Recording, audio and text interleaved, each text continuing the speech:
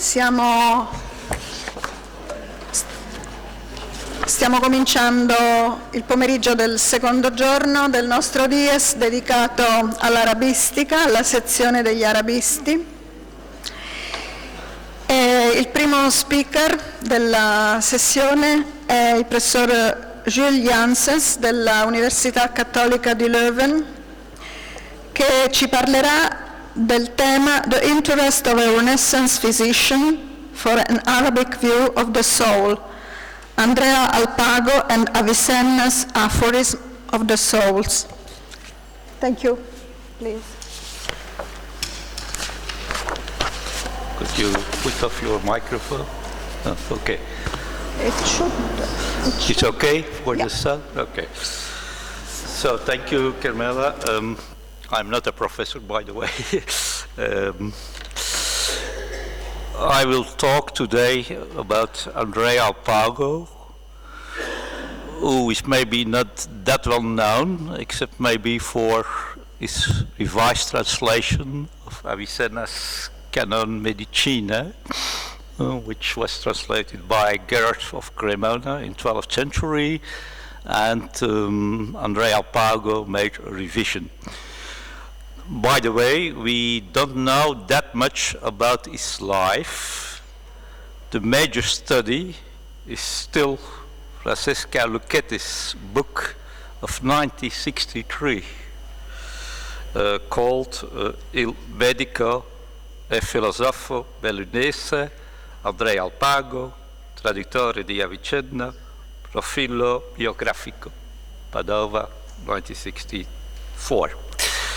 So this is the only serious source for his life. I looked in the Encyclopedia of Islam, 3rd edition, and it's very weak compared to the book. It has nothing new to add to what Francesca Lucchetta has already told years ago. So what I tell about his life is largely based on her work. He was, as the title of her book suggests, both a physician and a philosopher. He finished his study of philosophy in the Faculty of Artes in 1481 at the University of Padua. But, and this is important, we have no information regarding his studies in medicine in Italy.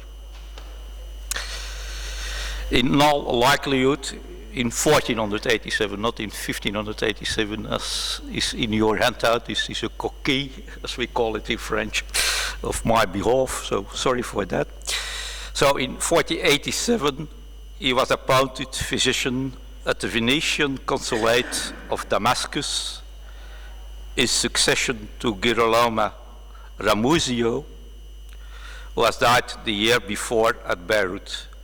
Now, Ramuzio, for maybe nobody of you knows him, but he has made a new translation of the first book of Avicenna's Canon from Arabic into Latin. Unfortunately, this translation has been lost, but we have some later testimony that it existed by Pietro Antonio Rustico, who refers to that translation at the end of the 16th century. In Damascus, he seemed to have continued his medical studies and formation, and this under the guidance of Ibn Makki. Sisi calls him Praeceptor meus. It is obvious during this stay in Damascus that he made his famous revision of Gerard of Cremona's translation of Avicenna's Canon of Medicine, as well as the translation of some minor philosophical treatises of Avicenna, 3 of which are explicitly devoted to the study of the soul, i.e. Compendium de Anima, De Ma'at, which is a transliteration of the Arabic, so on resurrection, and the text I will discuss today, the Aphorismi de Anima, and 2 of a more general on encompassing nature, de definitionibus et coesitis, de kitab el-Hudud, and the de divisione scientiarum, the Axam el-Ulum. In 1517, he leaves Damascus, having stayed in all likelihood, but we are not sure, for 3 years in Cyprus. He, in December 1520, finally returns to Italy, more precisely to Padua, where he becomes professor, but where he dies in January 1522. It is clear, moreover, that Alpago functioned not only as a physician, but was as well involved in political, i.e. diplomatic affairs, as is evident in several letters dated between 1504 and 1514 and preserved in Sanusi's diary. Here particular attention deserves a remark presented at the end of Alpago's commentary to aphorism 15 of our text. Having described different conceptions that have been expressed regarding the relation of the existence of the soul in this life and in the hereafter, Alpago indicates that the Sufis, i.e. the Islamic mystics, adhere to the idea that the soul is in a kind of weakened and fallen state in this world. In this context, he points out that the king, Rex of the Persians, named Ismail Sufi, and at first reading I thought this Sufi is a mistake for Safafi, but no, of course not. Ismail Sufi is Ismail the First, the founder of the Iranian Safavide Shiite dynasty, but the Safavide origin is 200 years before with Safi ad-Din, and he was the founder of a Sufi order. So the Iranian Safavids, as political leaders, were involved with mysticism. This is important to note, I think. It's an important issue, and this is in a note in a commentary on one of the aphorisms. It has nothing to do with philosophy, of course, but I think it's very important. Moreover, in the same context, Alpago offers in Venetian vernacular translation the opening address of a letter of Ismail to the Doges of Venice. After Ismail has expressed the almost parental link that exists between him, the Muslim Shah, and the addressees, the rulers of Christian Venice, based on their common reverence for Christ and the Immaculate Virgin, Shah Ismail the First continues, I quote, "Abbiamo conosciuto che questo amor avanti il fabbricar del mondo è nasciuto del prima cosa d'alta, che si congregano gli spiriti davanti il Signor Dio, avanto il suo congiungersi negli nostri corpi, che doveva venire, dice il profeta dell'Alcoran, che gli spiriti erano simili all'esercito, parte si accordavano, parte si discordavano." End quote. Here, we could say a lot of things on this, but this is not a topic of my talk today, but I invite people to look at this, and especially those who are involved with the history of Christian-Islamic dialogue. I think this is an important text for several reasons. But here Islam clearly expresses the belief that the spirits, i.e. the souls, were gathered before God before they were linked with a body in this world. And this is, of course, a Sufi idea. But for my personal purpose, it's much more important what Alpago, although no longer in the vernacular language, but in Latin, says in a final remark regarding Ismail's letter. And I quote, "Et uius modi, quidem verba, supradicta, et alia contenta in epistola, ut supra ex arabico in latinum," and now listen well, "de verbo ad verbum fideliter fuerunt traducta." Indeed, it is striking that Alpago characterizes the not included Latin translations of the letter as fideliter, insofar it is a translation de verbo ad verbum. This method of translation had been commonly been considered as the best during the Latin Middle Ages, of course, as shown by the works of such major translations as Gerard of Cremona, Mundesalinus, William of Moerbeke, so what later. But in the Renaissance, and especially after Bruni's Directa Interpretazione, this method has been largely rejected and replaced by the request of a translation that fully respects the proper exigencies of the language it uses, where the de verbo ad verbum is replaced by a method of translation ad sententiam. Even if a few Renaissance scholars, as for example Francesco Fumagalli, criticized Brunner's method, they never preached a return to the de verbo ad verbum method, as far as I can see. Hence, it is remarkable that Alpago seems to appreciate it and to adopt it. This might explain why he didn't make an entirely new translation of Avicenna's Canon Medicina, but limited himself to revise Gerhard's translation.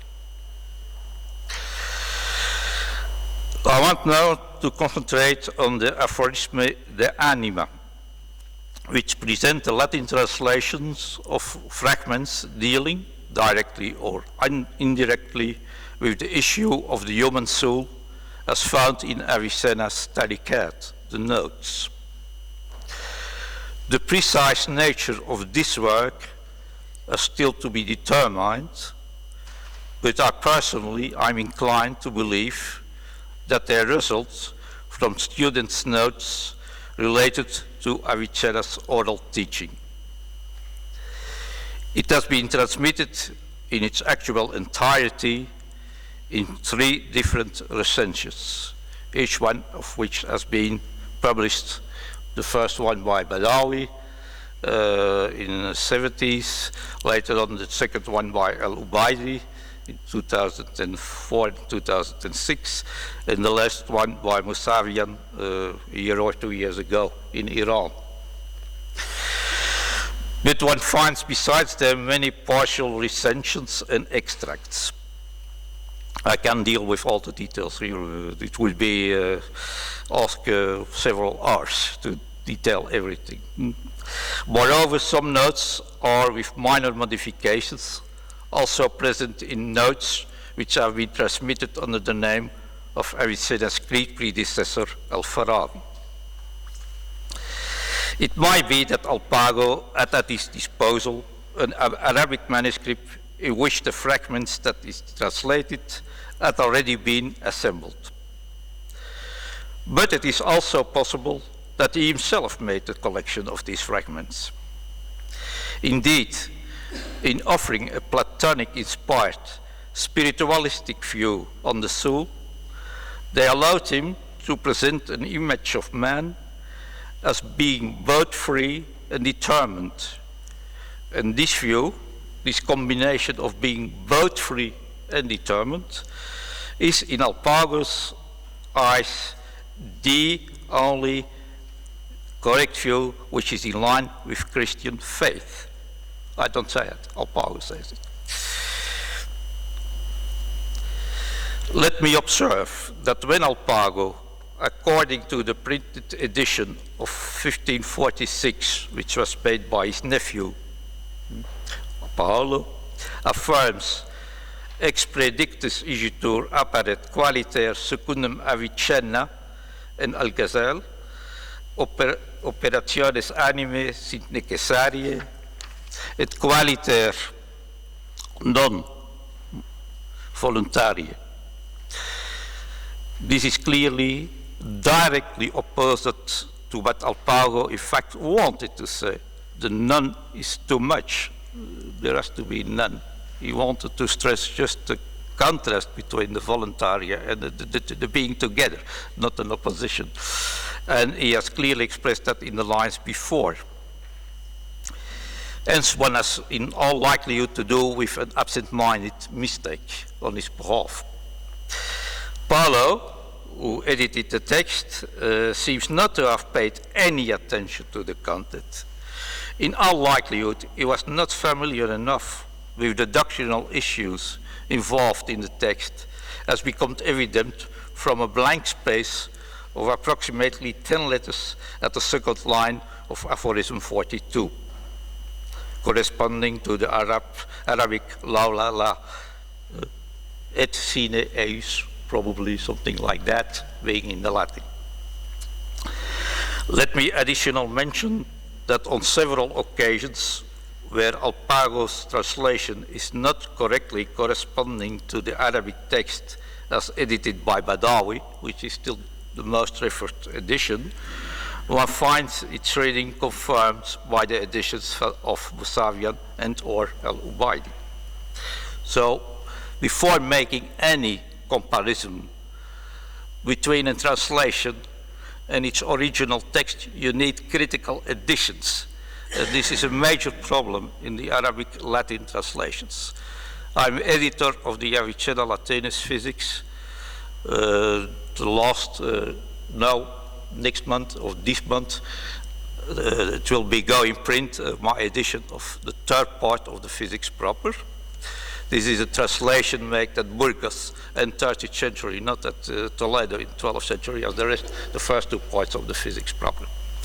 It's preserved in only one single manuscript, which is in a manuscript which is in humanistic writing, which is 15th, 16th century. It's an Italian manuscript. It's very problematic, but the biggest problem was not the fact that I had only one single Latin manuscript. The biggest problem was that I have no trustworthy Arabic edition of the text. We have several editions. We have the Cairo edition, we have Al-Yasin's Beirut edition, we have the Tehran lithograph of 1886. After all, the last one is still the best one.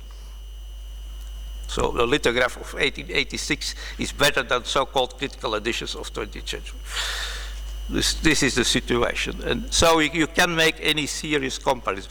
Now, first time I looked only at Badawi's edition and I said, oh, Alpago has interesting variants, etc. Most of these variants disappear completely when you see the editions of Ubaidi and Mustafa. And I give you can see that on the handout, but I will not enter the details here. An example of that, of an omission, of seems that Alpago has edited the word, and within Musavian and Ubaidi you find the word explicitly. Now, regarding his translation techniques, and you need maybe the handout, but I will not deal with all the detail because then I think we have no time for that. But I will just say a word on the double translations, because this is one of my dadas. I think it's important to see, you see this in the medieval translations very often, the presence of double translations. You, especially in Gundes Alenus, I don't know, in Gerard of Cremona, not that much, but I think sometimes, but maybe less than in Gundes Alenus. In Gundes Alenus, it's omnipresent. And the double translation, in my view, is made by the translator himself. because Variet's hypothesis was for the Avicenna Latinus that this was based on a revision, maybe by the translator, but maybe probably by someone later. Moreover, she believed that the more literal translation was the revised version. I believe that the more literal translation is the original translation, and that the more free translation is the revised version by the translators. And I have here a good example in the Renaissance by André Alpago, who uses on several issues, several occasions, double translations. And the first example, you have it in your handout, is el-idrak, which you have in the first sentence of the first aphorism, cognitio soi apprehensio.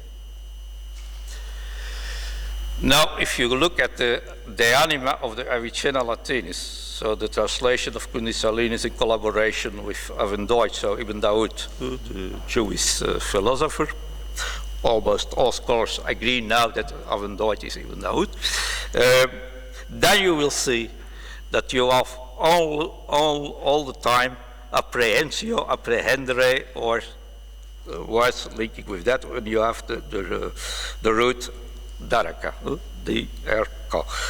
But cognoscere is only present in one single exceptional case, in all the anima. Here in Alpago, if you look at Alpago's translation, you will see that later on, sometimes he uses only apprehensio, apprehensum, or something like that, but sometimes he continues with cognoscere, cognitio, and sometimes he even uses intellectus. So you see a switch in vocabulary, which is, and this is clear, and I can multiply the examples. You have, for example, for Tefel Infantis Soi Puri,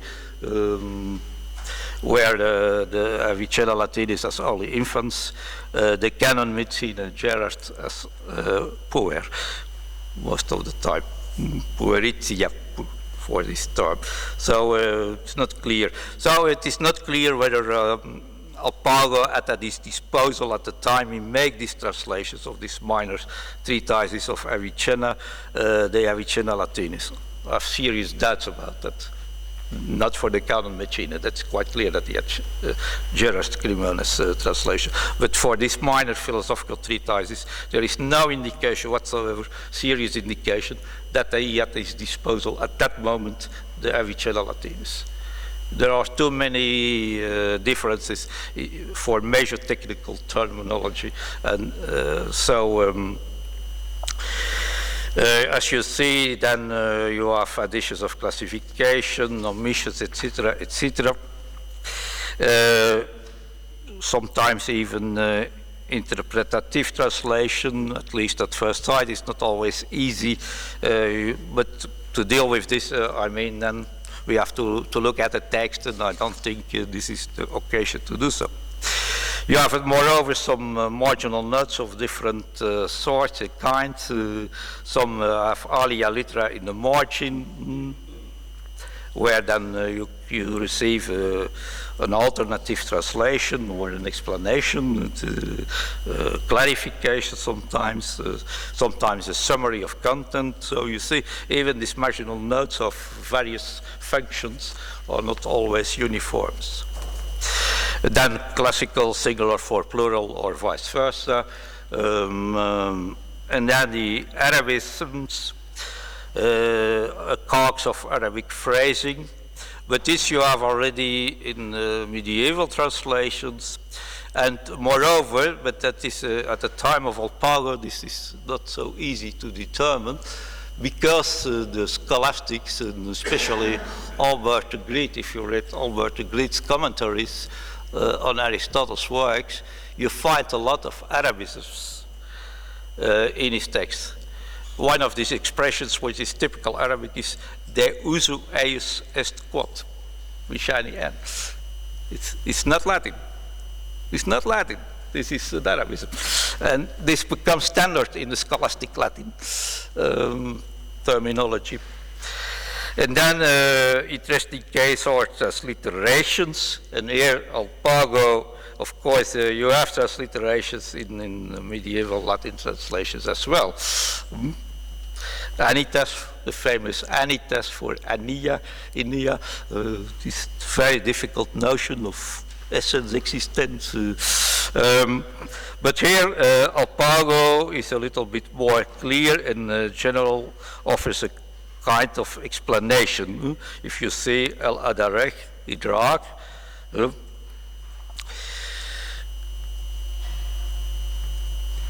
you see, if you read in the note, quod ubi abetur cognitio in Arabico, abetur al-Adarech, et al-Adarech, idem est quod apprehensio soi cognitio.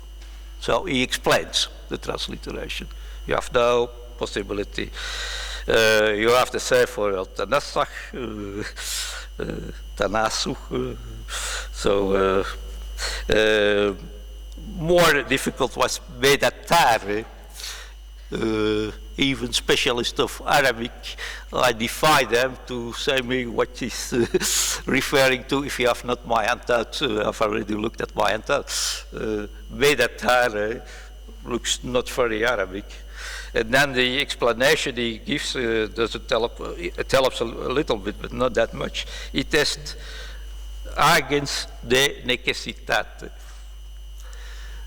And of course, this is Paolo, the nephew, which probably was not able to read well the handwriting of his uncle when editing this text. And in the original, there was probably something like muttar with double R, muttar, oblige, participium. You see, so this one more an indication that when making the edition, his nephew did a great job. So I think it would be wise to make a serious critical edition of these translations of Alpago's translations of these minor philosophical treatises, and a translation in an edition in the sense of that you compare with the Arabic original, put notes, correct the obvious mistakes which are still present in a text which probably was not intended to be published as such. It's published 40 years after his death. So to do all this, and I know that in Paris for the al-Asaad, Lila Lamrani is doing this, and she will publish it probably next year in French edition, Arabic French, in vrai. Arabic, no, Latin French, of course, but with comparison with the Arabic text.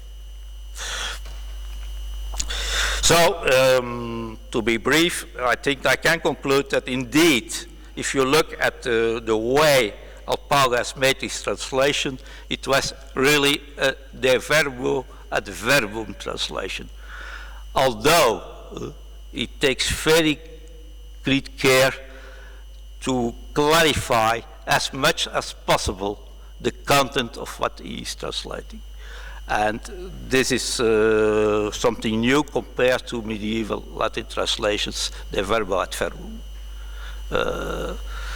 Kundisalinus never says, and it does what it means when he transliterates. Now, a last point, and in my view, maybe still interesting, is of course, the addition of comments. And in these comments, Alpago not only clarifies terminological or doctrinal issues, but speaks also about his personal master, as we have seen, in affairs of political nature, as we have already said as well. It is striking that these comments sometimes refer to other minor writings of Avicenna, the Compendium de Anima, de Mat, Liber de Definitionibus, and more importantly, because these three he has translated, it is the Cantica de Anima.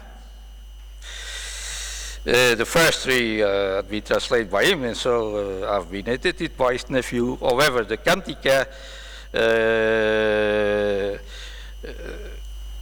has not been translated, and probably because Alpago was aware that it doesn't present the view of the that it presents the view of a pre-existence of the soul, and that this view is in radical rupture with what Avicenna elsewhere says on this topic.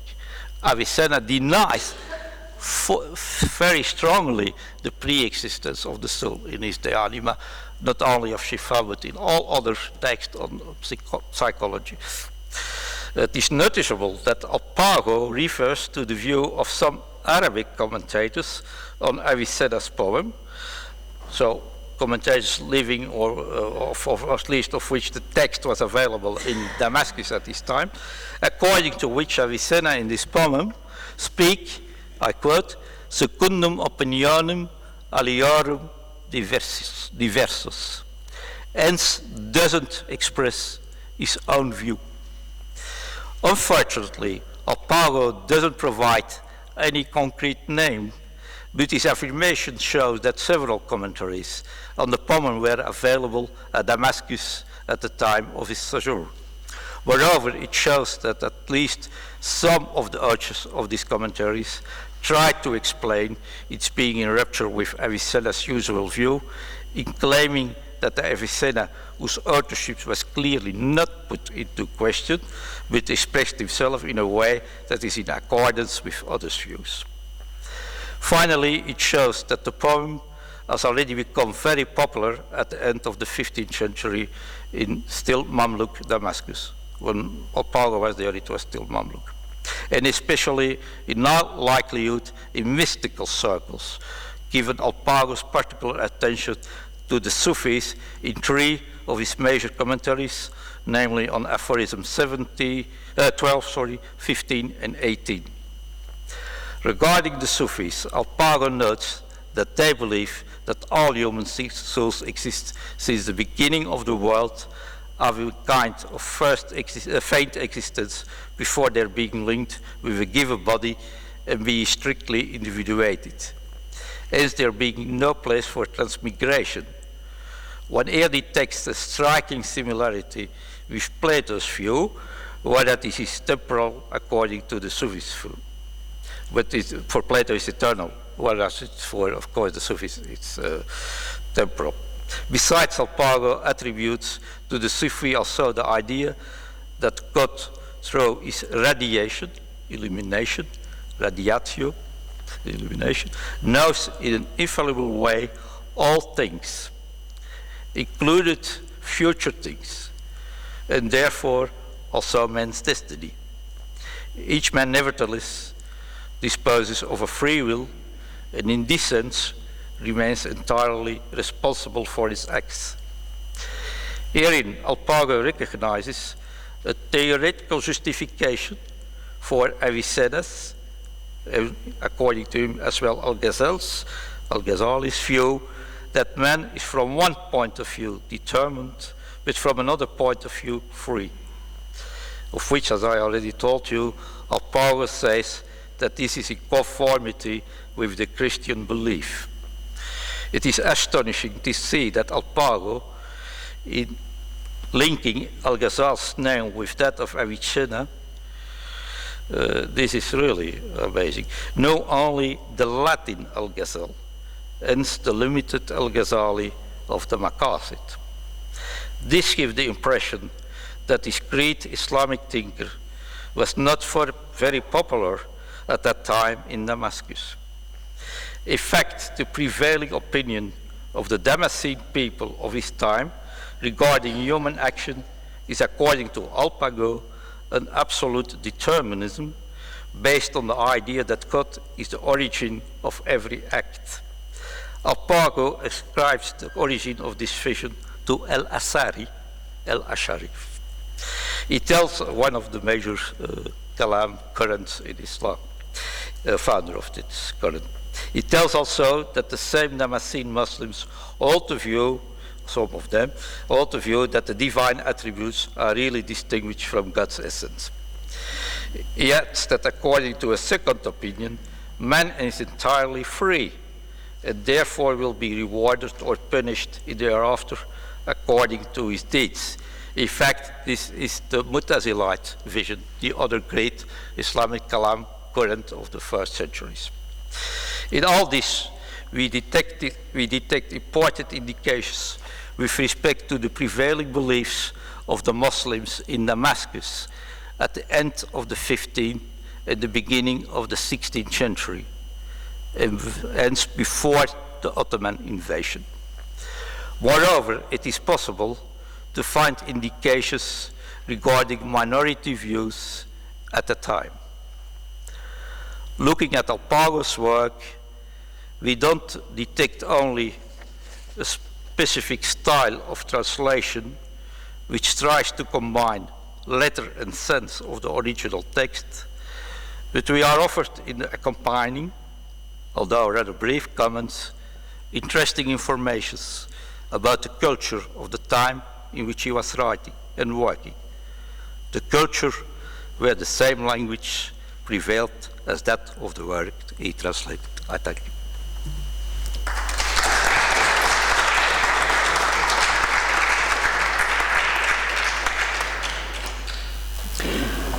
Grazie per questa relazione che ci ha messo in luce un aspetto forse meno noto della ricezione di Avicenna anche in relazione alla città di Damasco.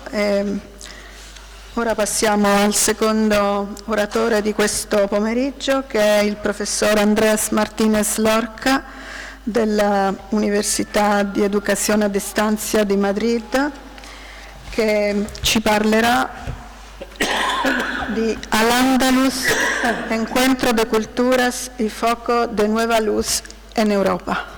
Prego.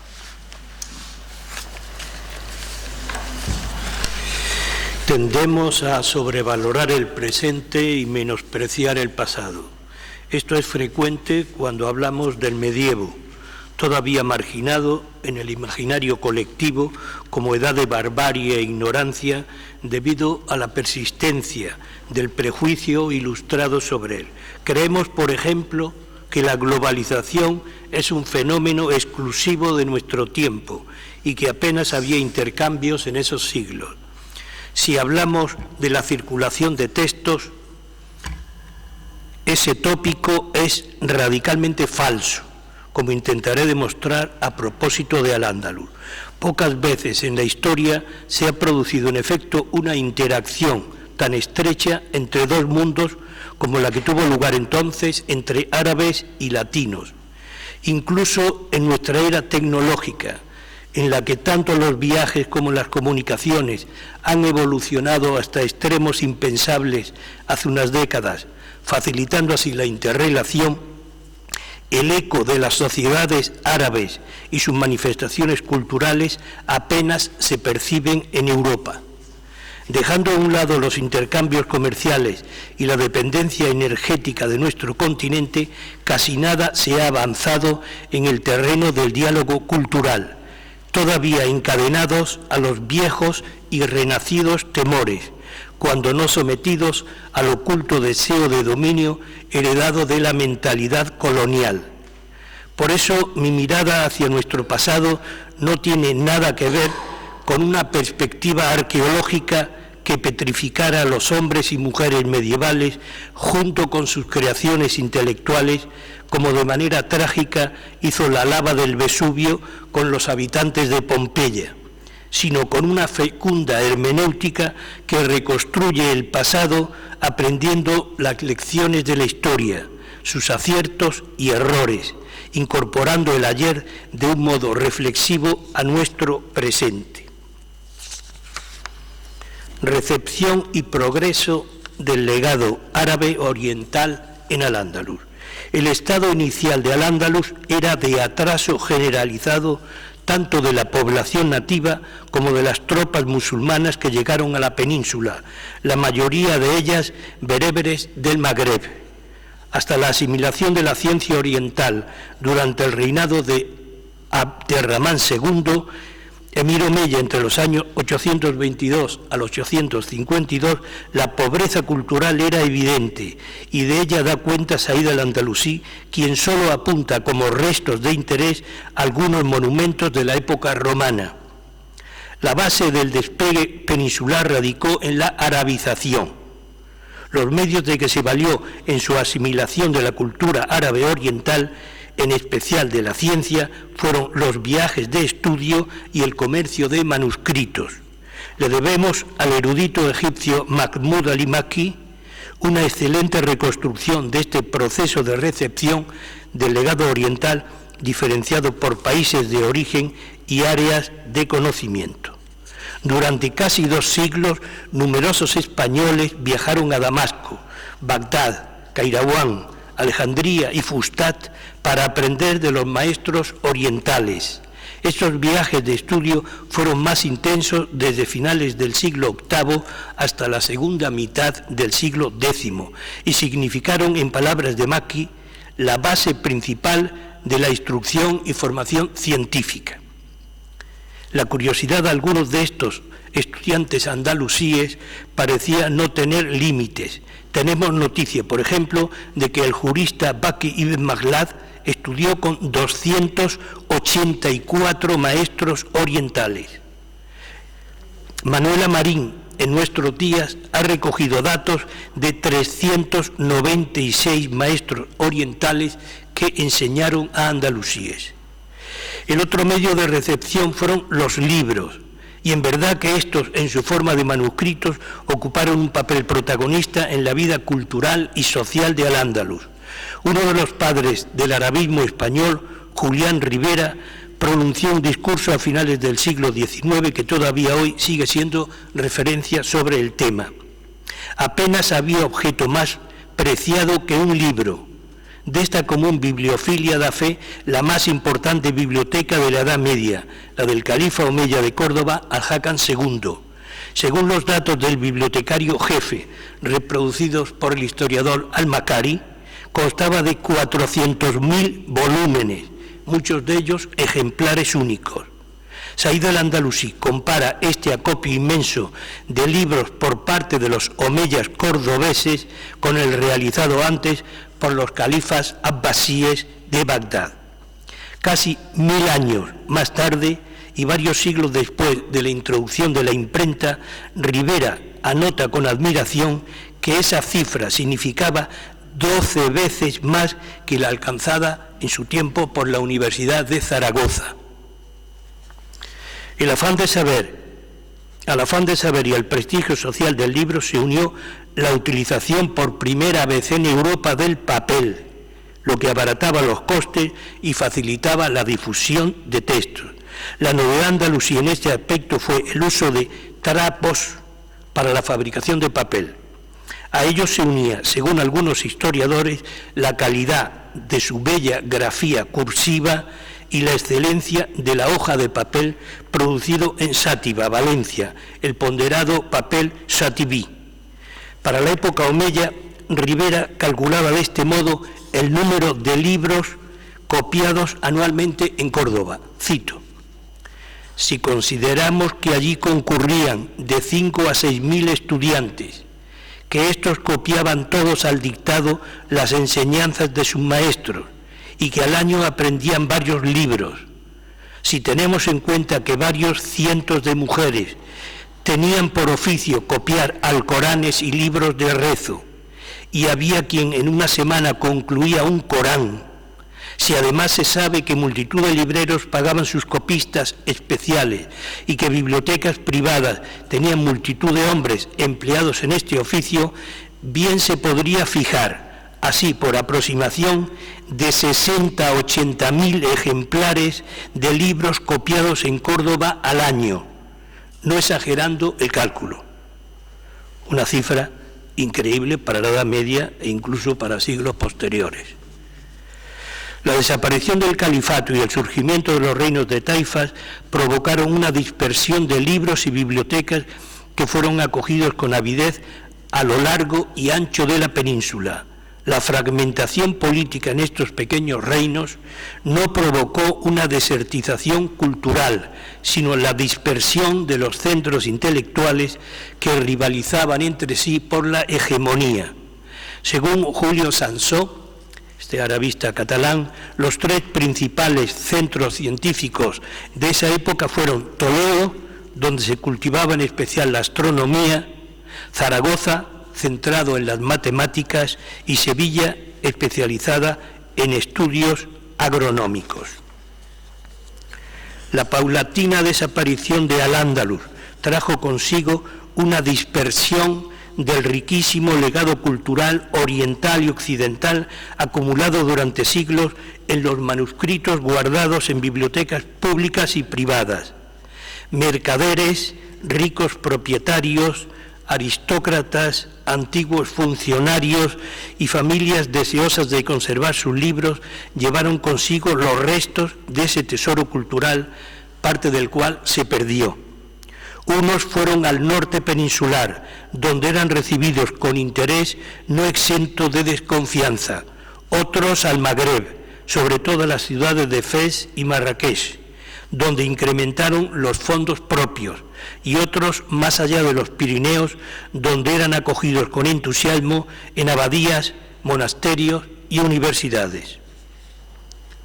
Aventureros y estudiosos fueron atraídos al Al-Ándalus debido al esplendor de la cultura islámica y a la superioridad del saber árabe.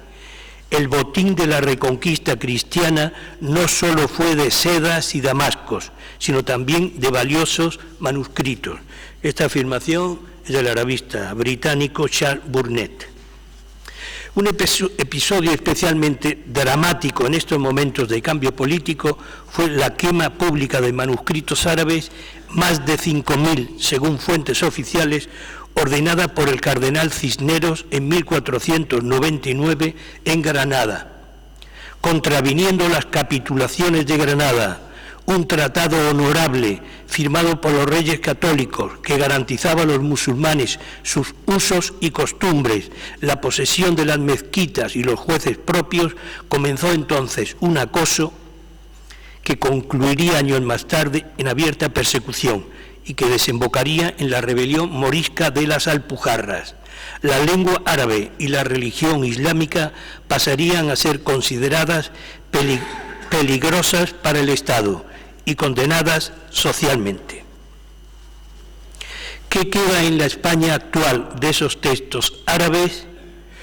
La arabista y académica María Jesús Viguera ha ofrecido recientemente un detallado estudio del tema, presentado en su ingreso hace unos meses en la Real Academia de la Historia, del que entresaco algunos datos de especial interés.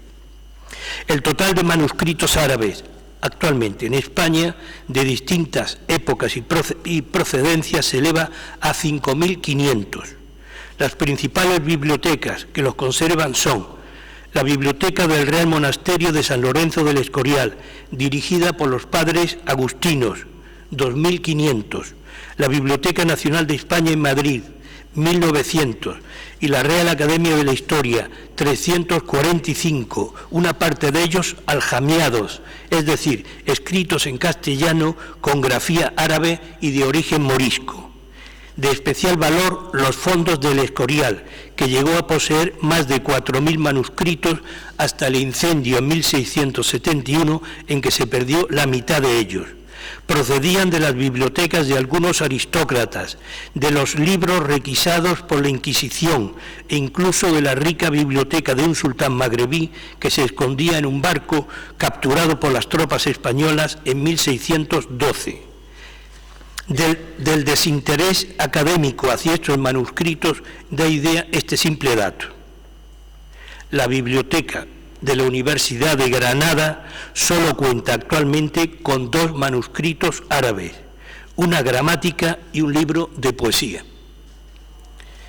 Y comenta la profesora Viguera, eso muestra el celo inquisitorial, afirmación que yo hago mía.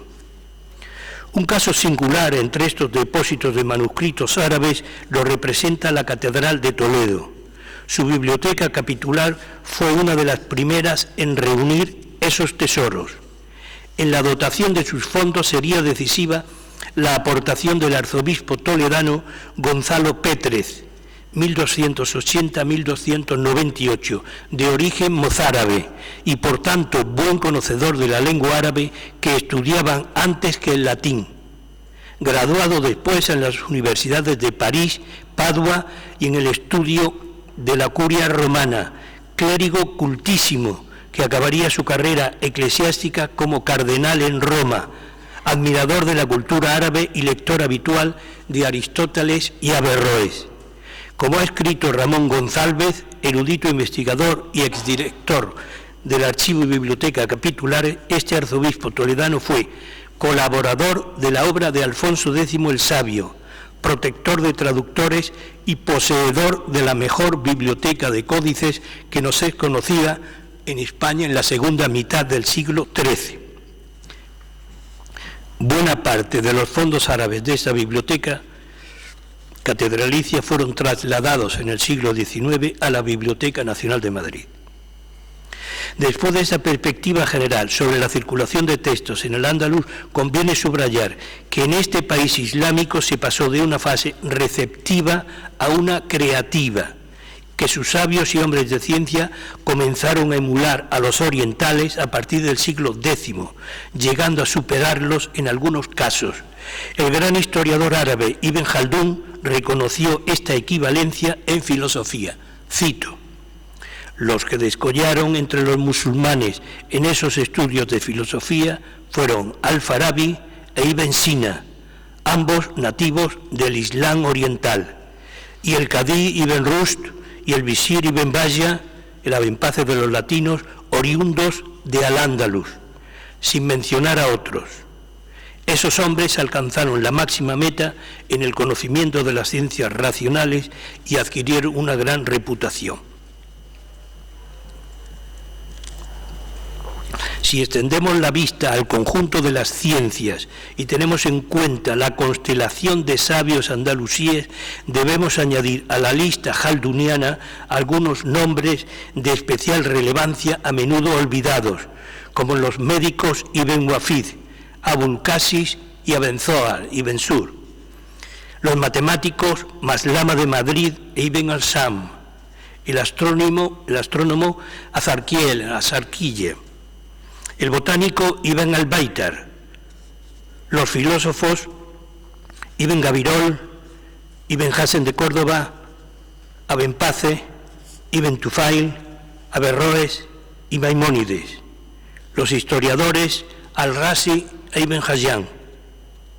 Incluso desde un punto de vista cuantitativo llama la atención la enorme producción literaria de algunos.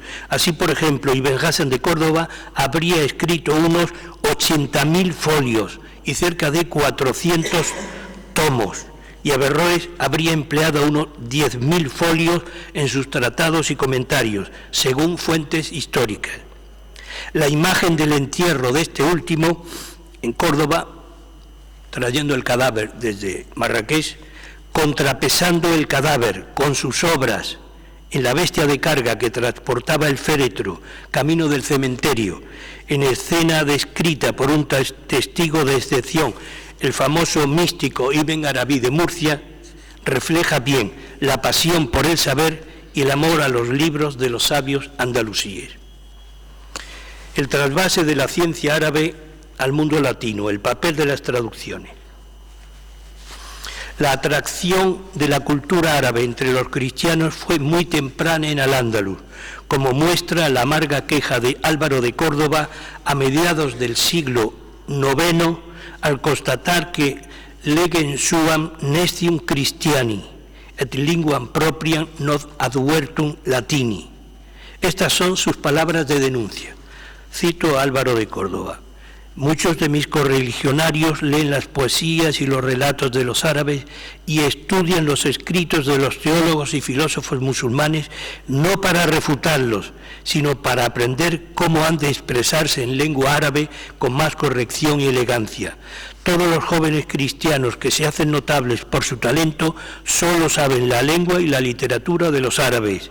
Leen y estudian celosamente libros árabes. A costa de enormes sumas forman con ellos grandes bibliotecas y por donde quiera proclaman en alta voz que es digna de admiración esta literatura.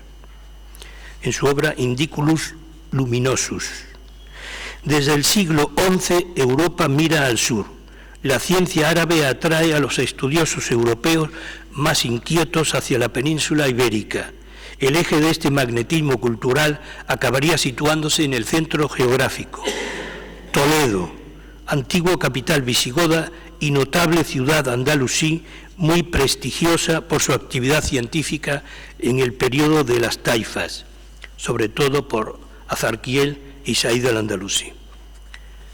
Como ha escrito el profesor Márquez Villanueva, de la Universidad de Harvard, si los españoles habían de ir a París para aprender teología y a Bolonia para estudiar leyes, toda Europa venía en cambio a Toledo para iniciarse en las ciencias de la naturaleza. Entre los primeros europeos que viajaron a España para formarse se encontraba un inquieto joven francés que llegaría a ser papa. En busca de los nuevos conocimientos científicos, Gerberto de Aurillac, fascinante y polémico personaje que gobernaría la Iglesia en el fatídico año 1000 con el nombre de Silvestre II, viajó a la península ibérica, aprendió matemáticas, astronomía y astrología en las ciudades catalanas de Vic y Ripoll. Entabló amistad con Lupito de Barcelona, erudito canónico al que en una carta conservada le pidió el envío de un tratado de astrología traducido del árabe por él.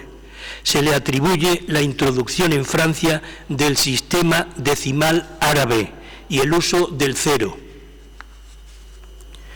En contra de lo que se creía, el movimiento de traducción toledano funcionó sin aparente estructura corporativa ni apoyo institucional, salvo durante el reinado de Alfonso X el Sabio, segunda mitad del siglo XIII, en cuyo escritorio regio trabajaban un musulmán, 4 mozárabes, 4 italianos y un judío. La novedad de las traducciones alfonsíes consistió en que por primera vez se traducía del árabe al romance en lugar de al latín. Ello reflejaba una realidad cultural en Toledo donde mozárabes y judíos eran los verdaderos depositarios de la ciencia árabe. También esboza una política cultural nacionalista que elevaba el vulgar de lengua coloquial usada por el pueblo a lengua científica transmisora del saber árabe. Ambos factores, social y político, nos llevan a considerar el porqué de la presencia decisiva del romance en el proceso traductor. Inicialmente, por ejemplo, en el caso de Juan de Sevilla y Domingo Gundisalvo, el primero de ellos traducía oralmente del árabe al romance y el canónigo de Segovia lo pasaba por escrito al latín. En el taller alfonsí, sin embargo, el conjunto de traductores, compiladores, correctores y copistas era más complejo dado su pluralismo lingüístico y su diversidad de origen. Añadamos por nuestra parte que tras la conquista de Toledo por las tropas de Alfonso VI en el año 1085, el árabe se mantuvo 2 siglos después, no solo como lengua científica, sino como lengua escrita en la que se redactaban los contratos y los testamentos. No es de extrañar que Cervantes dijera que de su Don Quijote él era más padrastro que padre, y que fue el historiador Cide Hamete Berengeli quien escribió en arábigo la historia que él encontró entre viejos cartapacios en Toledo. Los manuscritos traducidos en la primera mitad del siglo XII trataban sobre todo de astronomía y matemáticas, y a través de ellos se impulsó en las universidades europeas el estudio de las ciencias exactas. Como ha escrito el profesor Burnett, las traducciones introdujeron en Occidente el cálculo con números árabes, el álgebra, la trigonometría y la geometría avanzada.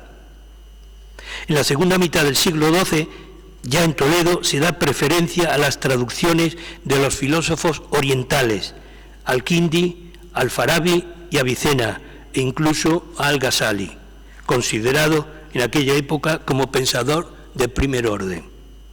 El siglo XIII se distingue por la vuelta a Aristóteles a través de los comentarios de Averroes, una pareja de filósofos que tendría extraordinario éxito editorial unos siglos más tarde en las ediciones venecianas de las Aristotelis Opera cum Averrois Cordubensis Commentaris. Alfonso X, por su parte, estimuló la versión de obras de astronomía, astrología y magia, y también de juegos orientales, como el famoso libro del ajedrez. Al-Ándalus, foco de nueva luz en Europa. No me detengo por abreviar en los principales traductores y las principales obras traducidas. La recepción en Al-Ándalus del legado cultural oriental, incluido en él el tesoro de la ciencia griega, el posterior desarrollo de este por parte de generaciones de sabios peninsulares y el más tardío movimiento de traducciones árabo-latinas significaron para la Europa cristiana un gigantesco paso adelante civilizatorio cuya importancia histórica no se ha valorado como debía. En contra de esta negligencia secular, el gran arabista español Miguel Asín Palacios, en uno de sus últimos escritos, consideró decisivo para la evolución de Occidente este grandioso aporte andalusí. Escribió Asín Palacios: la España medieval se nos aparece como el foco en que vinieron a convergir de nuevo providencialmente las luces de la humana cultura, apagadas o al menos oscurecidas hasta entonces en Occidente por la tremenda catástrofe que para Europa significó la invasión de los bárbaros del norte. En la España musulmana, punto de sutura del hilo roto, se reanuda este. Desde el punto de vista de la historia de la ciencia, Alexandre Coiré subrayó como principal impacto negativo en lo que llamaba la barbarie medieval económica y política la ruptura de las relaciones entre Oriente y Occidente, el mundo romano y el mundo griego, más que la conquista por las tribus germánicas del mundo romano. Coincide, sin embargo, con Asín en su consideración de los árabes como, cito, maestros y educadores del occidente latino, precisamente por su papel de transmisores y continuadores de la cultura clásica. Cito a Coiré: el mundo árabe se siente y se dice heredero y continuador del mundo helénico, en lo que tiene mucha razón, pues la brillantez y rica civilización de la Edad Media árabe, que no es una Edad Media, sino más bien un renacimiento, es con toda verdad continuadora y heredera de la civilización helénica. Es por lo que ha podido desempeñar frente a la barbarie latina el eminente papel de educadora que ha tenido. Si de la cultura en general pasamos al pensamiento filosófico y teológico, la luz del mundo árabe reflejada en Europa en los tiempos medios brilla con especial intensidad. En contra de los viejos tópicos y de los actuales prejuicios, la escolástica cristiana se renovó a partir de ese foco de luz. En uno de sus primeros artículos, a comienzos del siglo XX, Miguel Asín ya apuntó la afinidad de Santo Tomás de Aquino con Averroes en teología, y de ahí sacó una conclusión más amplia referida al conjunto del pensamiento escolástico en su época de madurez.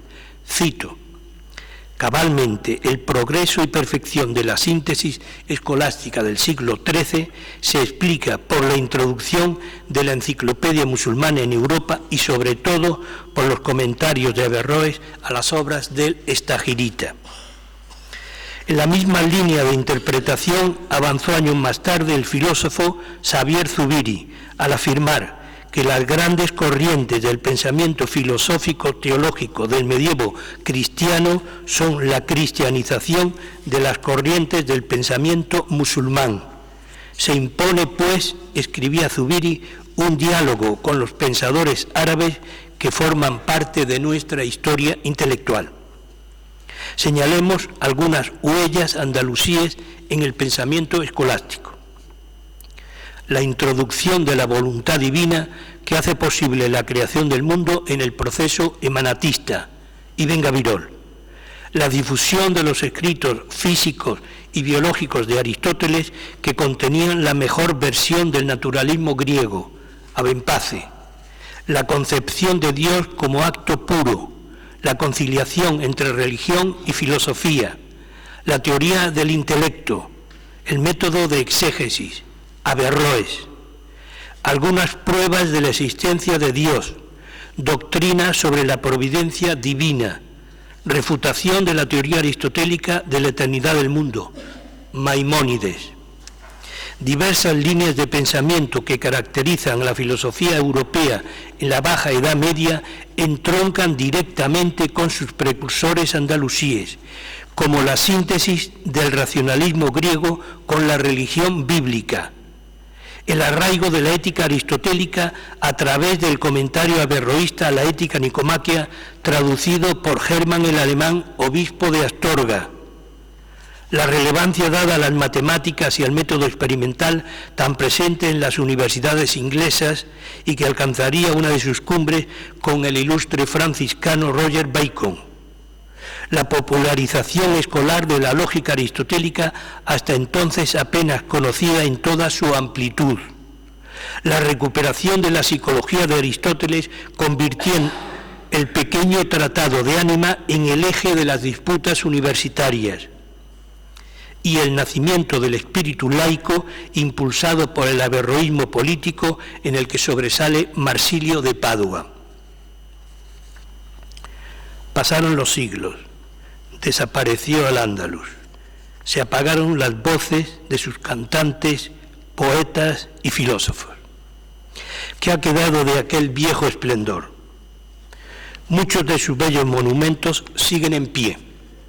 La Alhambra de Granada, la Mezquita de Córdoba, los reales alcázares de Sevilla, la Alcazaba de Almería, el Palacio de la Aljafería de Zaragoza. Algunos de sus valiosos manuscritos han logrado sobrevivir a la barbarie y al tiempo y se conservan celosamente en las mejores bibliotecas, como en la del Monasterio del Escorial y en la Biblioteca Vaticana, que tiene el honor de guardar el manuscrito andalusí más antiguo que se conoce, el árabe 310. Para el poeta anónimo árabe, ornamento de esta tierra fueron en vida, después de la muerte son ornamento de los libros y de la historia. Ibn Hasan de Córdoba se lamentaba en el siglo XI de que en su orientación andalusí le impedía alcanzar la fama que como intelectual se merecía. Escribía Ibn Hasan: yo soy el sol que brilla en el cielo de las ciencias, mas mi defecto es que mi oriente es mi occidente. Más tarde, cuando se construyó la Alhambra, todavía seguía vivo el orgullo andalusí que pretendía rivalizar en belleza con el oriente islámico. Estos versos en sus muros lo reflejan bien. Soy corona en la frente de mi puerta, envidia al occidente, en mí el oriente. Por su luciente pórtico, el palacio con la celeste bóveda compite. Nunca vimos jardín tan verdeante, de más dulce cosecha y más aroma. Como tantas veces en la historia, la derrota militar y política no significa necesariamente la desaparición de una cultura. Así ocurrió con Grecia tras ser conquistada por Roma, y así sucedió con al-Ándalus.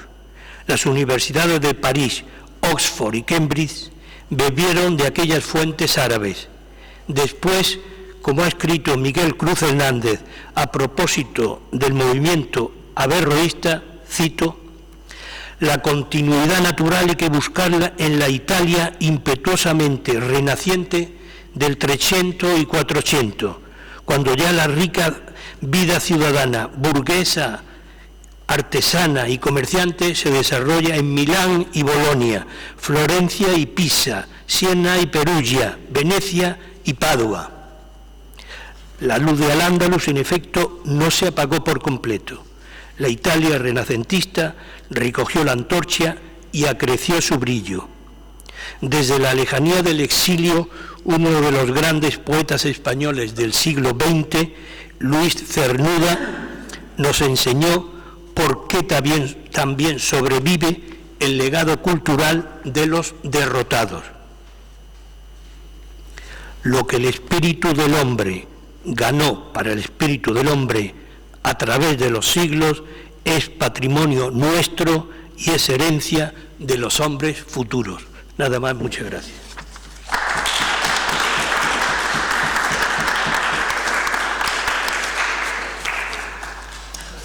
Grazie per questa ricca panoramica della Spagna come crocevia delle culture precedenti e ponte per quelle successive. Abbiamo una decina di minuti per le domande e le osservazioni. Prego.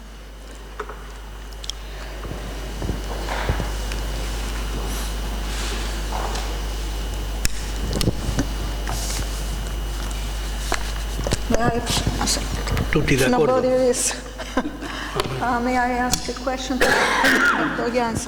I would like to know something more about the Cantica de Anima. Yeah. Can you say something? Yes, the poem of the soul of Avicenna is still much discussed if this attribution is correct. In my view, it's not, but that's my personal view. And the reason why I think it's not correct is, first of all, as said by Alpago and as said by these commentators, this is in direct opposition to everything Avicenna says in his other works. Everything. The poem starts with the fall of the soul. So there is a pre-existence of the soul. In every singular philosophical work where Avicenna speaks about the soul, he denies in all terms the pre-existence of the soul. The soul is created together with the body. A prepared body received a soul from the agent intellect. It is received from above, okay, but it's not pre-existent. There needs to be a prepared body for that. That's his theory. That's not the theory of the poem of the soul. And that's one of the reasons. Second reason is that in the transmission of the manuscripts, the oldest ones known, are rather late. That's another story. Of course, Daniel de Smet 4 years ago has told, and that is, of course, that is correct. There is an Ismailite-inspired commentary of 13th century. That is the oldest known one. But this gives the indication of this, lets me believe, that this poem, probably like other texts of Avicenna, was manipulated by Ismaili thought and ascribed to Avicenna as a great authority. So it could be a forgery. This is an hypothesis. I don't accept it as a certainty. This is my hypothesis, for the moment, working hypothesis. The reason why I tell this is that I'm now working on the edition, together with Marc Geoffroy and Miriam Septi in Paris, of Avicenna's commentary on the pseudo-theology. For people who doesn't know, the pseudo-theology is a work ascribed to Aristotle. It's called pseudo-theology of Aristotle. Of course, Aristotle has never written a theology. The only theological fragments you can find in Aristotle is maybe in Lambda. Maybe. And even that is not sure. I mean, this is from a philosophical point of view. I'm now speaking as a philosopher. This is normally my specialty.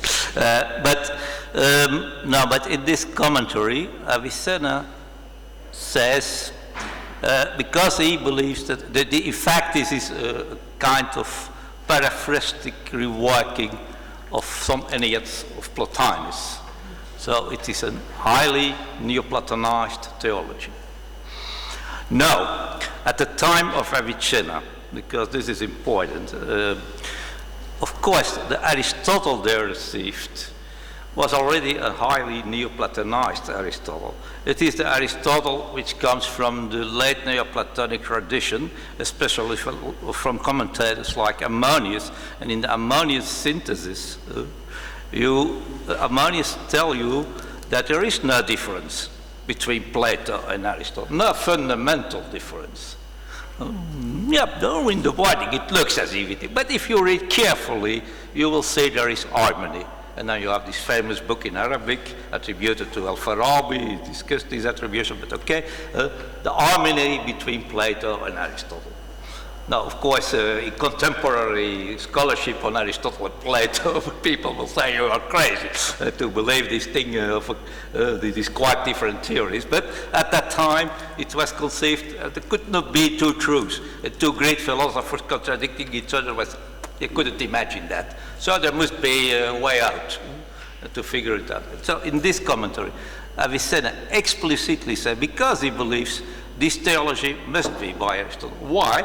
Why? Otherwise, Aristotle has no proper theology. A little bit in London, but a great thinker like Aristotle, no proper theology. No, that's not possible. That's not possible. He must have a theology.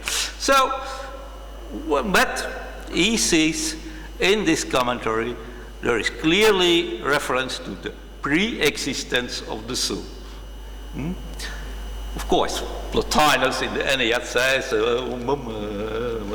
I remember my, so I remind me of my state in the previous life, etc. So there is a pre-existence of the soul.